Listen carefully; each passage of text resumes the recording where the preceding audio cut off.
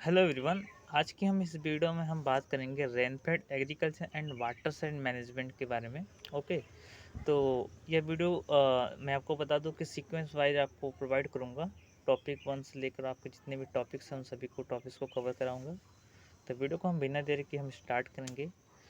तो सबसे पहले हमारा टॉपिक है, तो टॉपिक में हम सबसे पहले देखेंगे रेनफेड एग्रीकल्चर आखिर होता क्या है। ओके, तो स्टार्ट करते हैं। देखिए, रेनफेड एग्रीकल्चर, देखिए इसकी डेफिनेशन देखा जाए तो ऐसी भूमि जहाँ की एनुअल रेनफॉल का मतलब क्या है, वार्षिक वर्षा 750 एमएम से अधिक हो, या फिर हम 50 सेंटीमीटर से यदि वर्षा अधिक हो रही है, ठीक है, अधिक हो रही है, तो उस स्थान को हम क्या बोलेंगे, उस स्थान पर यदि हम जहाँ पर खेती करेंगे तो उस स्थान पर जो खेती करेंगे उस खेती को हम रेनफेड एग्रीकल्चर कहेंगे।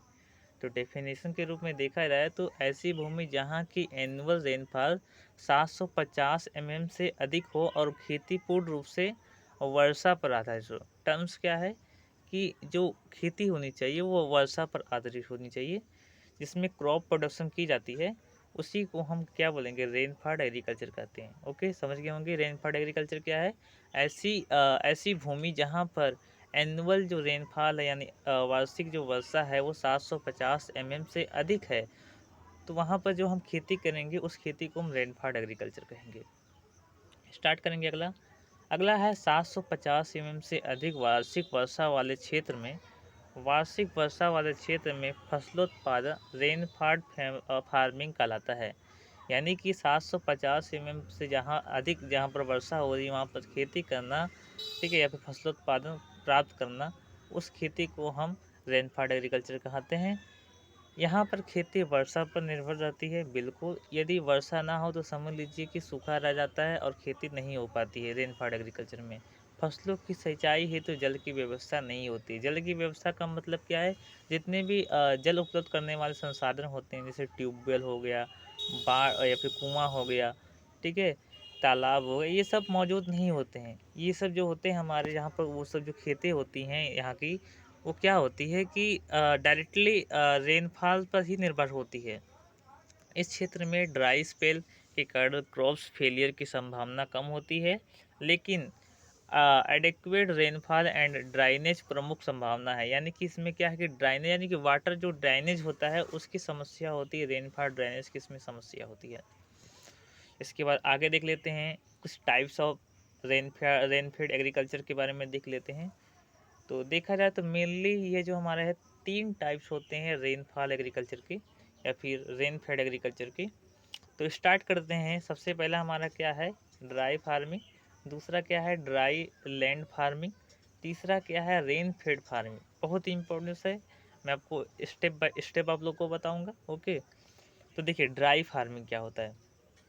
तो ड्राई फार्मिंग ऐसी भूमि जहां एनुअल रेनफॉल 20 इंच या फिर हम कहें 50 सेंटीमीटर, 50 सेंटीमीटर, ओके, 50 सेंटीमीटर या इससे कम हो, 50 सेंटीमीटर हो या फिर 50 सेंटीमीटर से कम हो या फिर 20 इंच हो।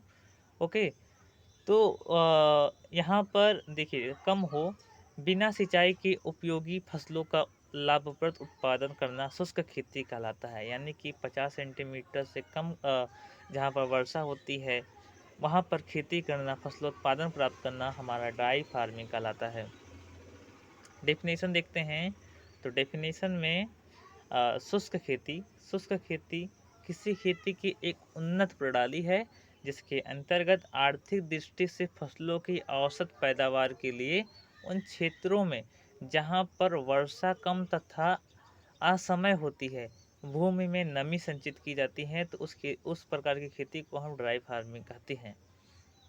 ओके, इसके बाद सेकंड आपका आता है जिसका नाम आपका ड्राई लैंड एग्रीकल्चर। तो देखिए ड्राई लैंड एग्रीकल्चर क्या है। तो ऐसे एरिया में एनुअल रेनफॉल जो होती है 750 एमएम से कम होती है। बिल्कुल देखिए 750 एमएम से कम होती है। यहाँ जो विंड जो वेलोसिटी होती है, ओके, वायु की तीव्रता जो होती है वो अधिक होती है। इन क्षेत्रों में रेनफॉल कम होने के साथ साथ अनियमित एवं कम डिस्ट्रीब्यूशन की आवश्यकता होती है। यानी कि जो ड्राई लैंड एग्रीकल्चर होता है, इन स्थानों पर रेनफॉल यानी वर्षा कम होती है, और कम होने के साथ साथ जो वर्षा का जो वितरण होता है या फिर वर्षा का जो गिरना होता है वो अनियमित होता है।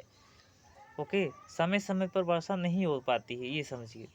सभी dry land farming rain farming कहलाती है। बिल्कुल, देखिए सभी प्रकार के जो ड्राई लैंड फार्मिंग्स होते हैं, उन फार्मिंग्स को हम उस फार्मिंग को रेन फेड फार्मिंग भी हम बोल सकते हैं। इवेपोरेशन अधिक होता है। ओके, इवेपोरेशन अधिक होता है।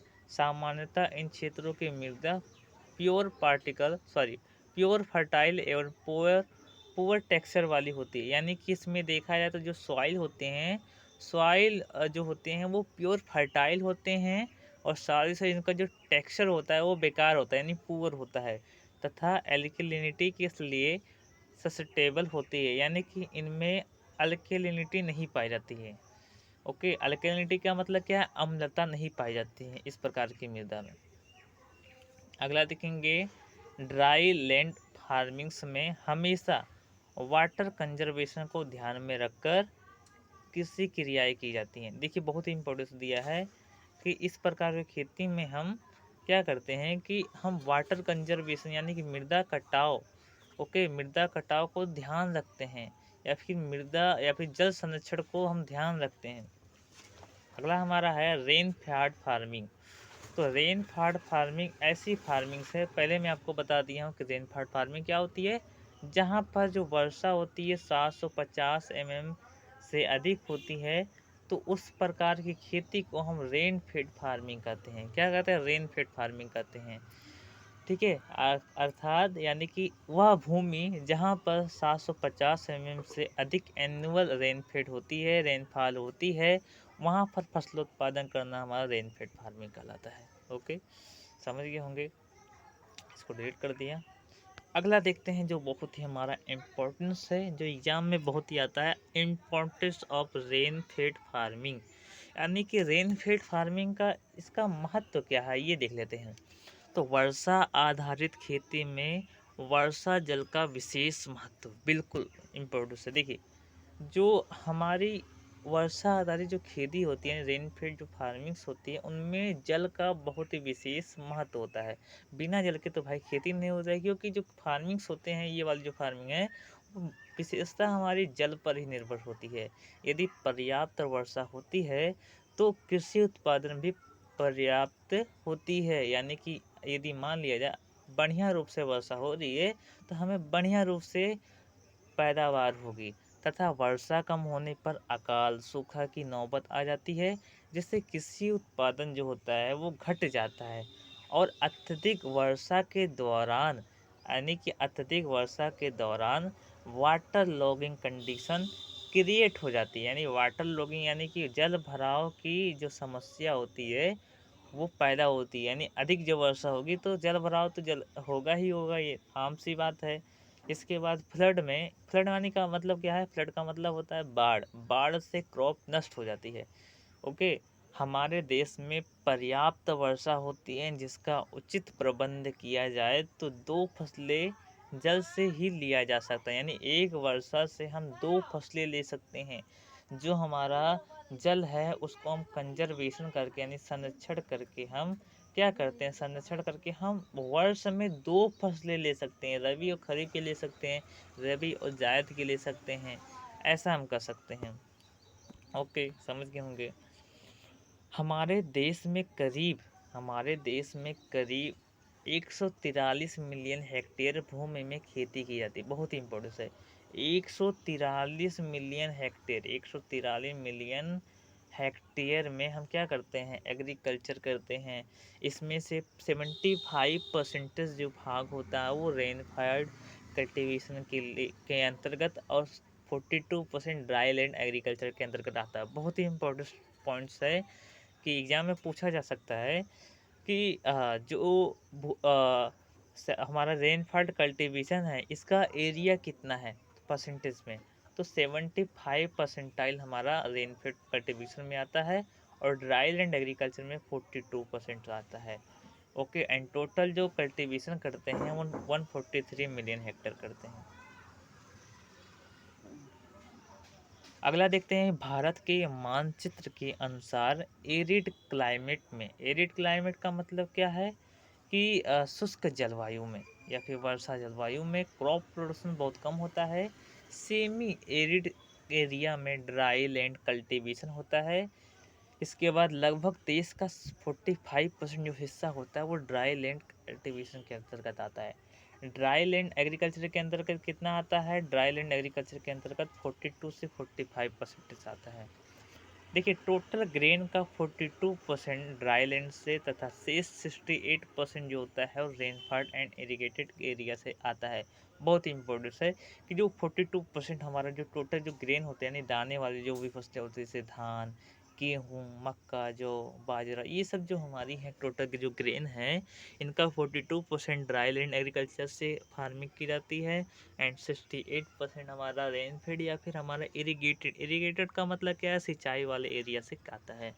हमारे देश में एवरेज जो रेनफॉल है वो 1200 मिलीमीटर प्रति ईयर है।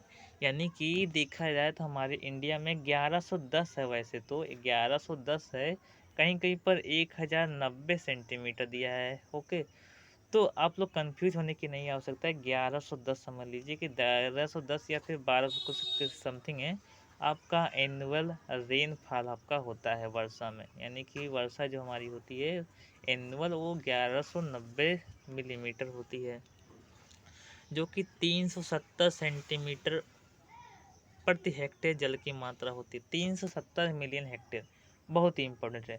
ये आपका दे दिया है 370 मिलियन हेक्टेयर, ये आपका एनुअल रेनफॉल आपका होता है। किंतु वर्षा जल को रोक कर रखने के लिए उचित व्यवस्था न होने के कारण बहुत बड़ा हिस्सा नालों में बहकर नष्ट हो जाता है। बिल्कुल 370 मिलियन हेक्टेयर तो है ही, लेकिन क्या है ना कि इसका संरक्षण नहीं कर पाते हैं, इनको हम एक जगह पर जुटा नहीं पाते हैं।